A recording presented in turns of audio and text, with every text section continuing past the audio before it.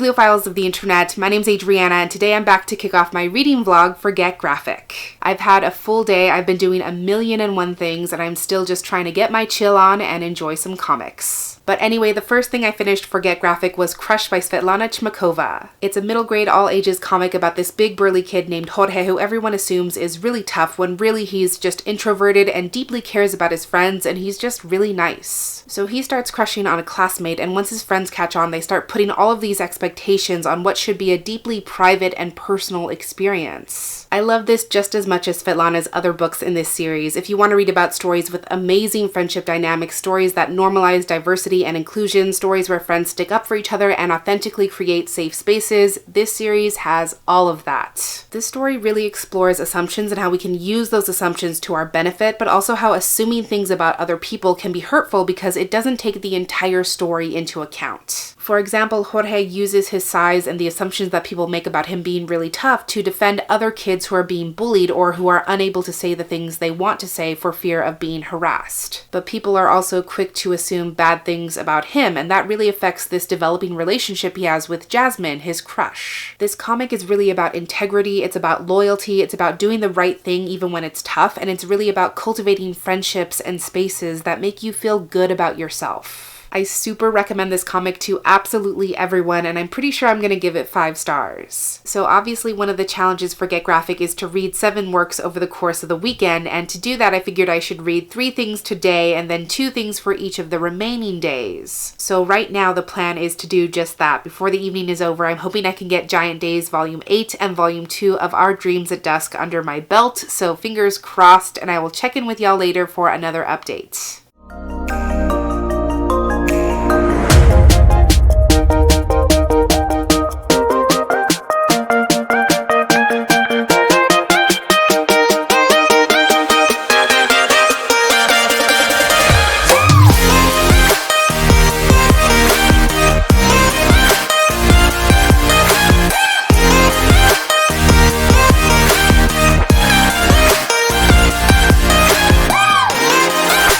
It is 7 a.m. on Saturday morning, and I really just drove my ass to the nearest ATM so that I could transfer some money so I could buy these amazing art prints from Alex Cho.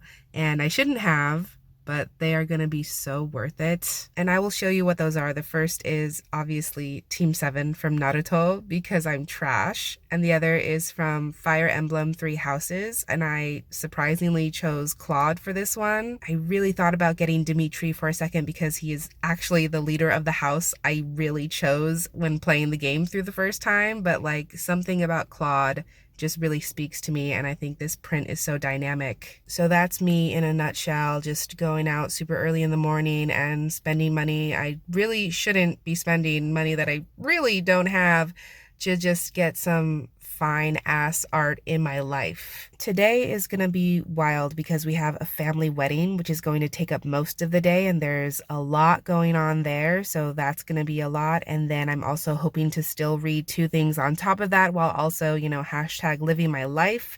So I need your prayers now more than ever.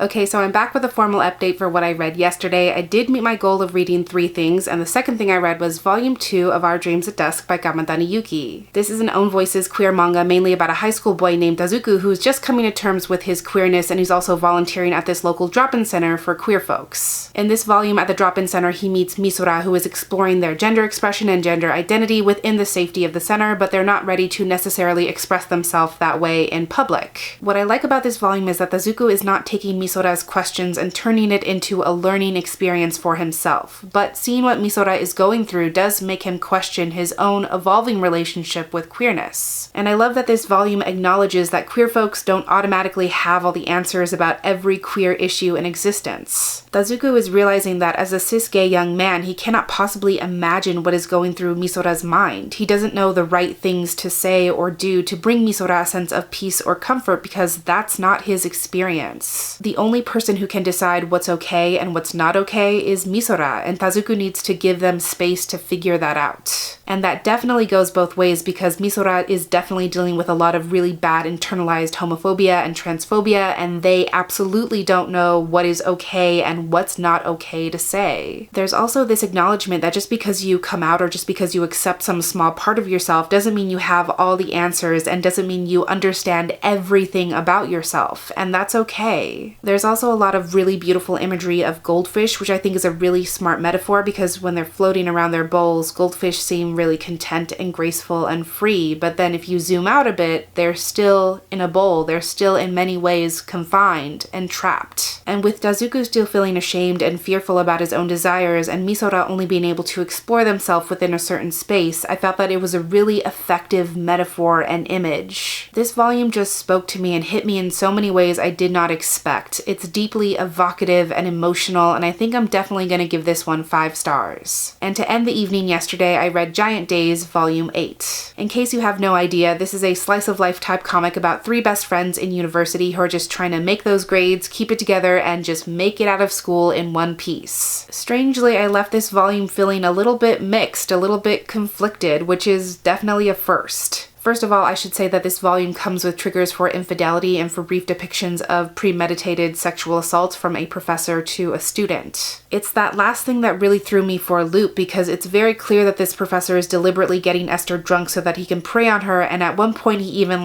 gropes her breasts, and none of this is ever brought up again or even addressed. It's almost posed as a throwaway moment, and I don't think that's okay. The fact that this comic series is created almost entirely by men is starting to show in this volume a little bit. And on top of that, it would be hard to say I enjoyed this volume when there's a lot of big changes looming on the horizon for these characters, which means hard choices, and it's not fun to read about hard choices. Plus, the storytelling and the pacing in this volume just felt a little bit more disjointed than I'm used to from this series. Then pile on the fact that I don't think that all the issues being presented in these characters' lives are being addressed with the proper amount of nuance, and that just leaves me waffling in the middle of the road. I think I'll continue on with this series to see if the next volume sort of rights this ship, but for now I have to give this one 3.5 stars. I have a lot going on today. We have a wedding to go to, which I think is going to keep us busy for most of the day, but I do have a small pocket of time right now where I'm going to try to read Heartstopper Volume 2 and then hopefully Volume 1 of Witch Hat Atelier, so we'll see how that goes.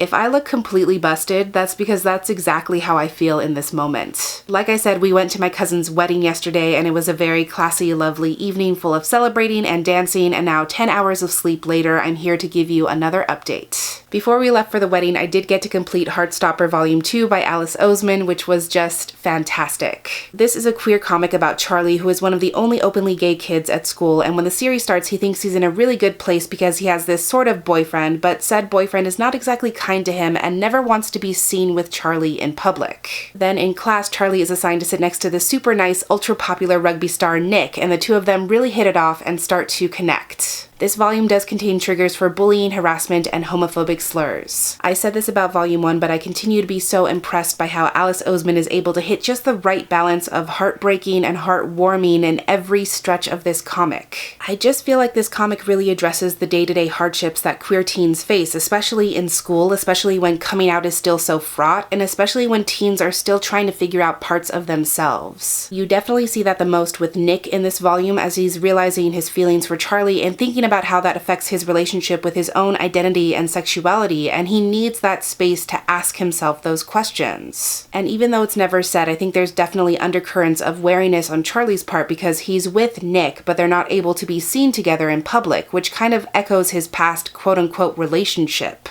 But through everything, Charlie is still kind and generous and patient in letting Nick figure things out for himself, which is really nice. And going back to what I was saying before, for every day-to-day hardship, Alice Oseman gives us moments of day-to-day joys that these boys experience together, whether it's holding hands or stealing a kiss or simply saying, "I like you," and "I like liking you." Those are really special moments. I cried, I laughed, I swooned. If you're looking for a really soft and sweet queer comic that is also honest and realistic, this is it. I gave this one 5 stars. Then after driving home from the wedding, I did start volume 1 of Witch Hat Atelier by Shirahama Kamome, and then I finished it this morning when I woke up and I was completely blown away by how much I enjoyed it. This is a fantasy manga series about Coco who wants to be a witch more than anything in the world, but the thing is you can't become a witch unless you're born with magic. When Coco sees a mysterious traveling magician cast a spell in a way she's never seen before, she realizes that maybe it's easier for common folk to use magic than she originally thought. However, when she's testing out the limits of that magic, she accidentally casts a dark spell, a curse, and the only way for her to break it is to study witchcraft and find the sigil that will counteract the spell she cast. This is like the atmosphere of Howl's Moving Castle meets Little Witch Academia, which are two of my favorite things, and the results are just perfect. I don't quite know how to explain it, but this manga series just felt so different from any other manga series I've read in the past, even the magical series. It just felt so atmospheric and completely worlds apart. I love that Coco is so earnest and so eager to learn everything she can about magic. You can literally see the wonder swimming in her eyes. But at the same time, she's obviously hurting because of the dark magic she unknowingly unleashed, and part of her is afraid of magic because she doesn't want to repeat that experience, which is definitely possible as she enters this completely new world full of things she doesn't recognize or know. And yet she's able to keep herself curious, and she still wholeheartedly throws herself into everything she does. It's just beautiful to witness her discovering all of this magic, all this knowledge, just really this completely new way of life. And I think it's cool to see her learning that yes, magic has rules and limits, but learning how to use it in a way that makes sense for you is really its own kind of magic. I love the world described in this volume. The artwork is absolutely stunning, and this first volume just sent my heart soaring in so many ways. I cannot wait to continue on with this series, but this was also an easy 5 stars. So now I have a couple of things to do. I have the BookNet Fest live show in a little bit, and then I have to read volume 19 of My Hero Academia, maybe also volume 20 because I did acquire that one recently, and then of course I would really like to read Mooncakes if time permits. As always, I'm busy, and hopefully I will check in later with another successful update.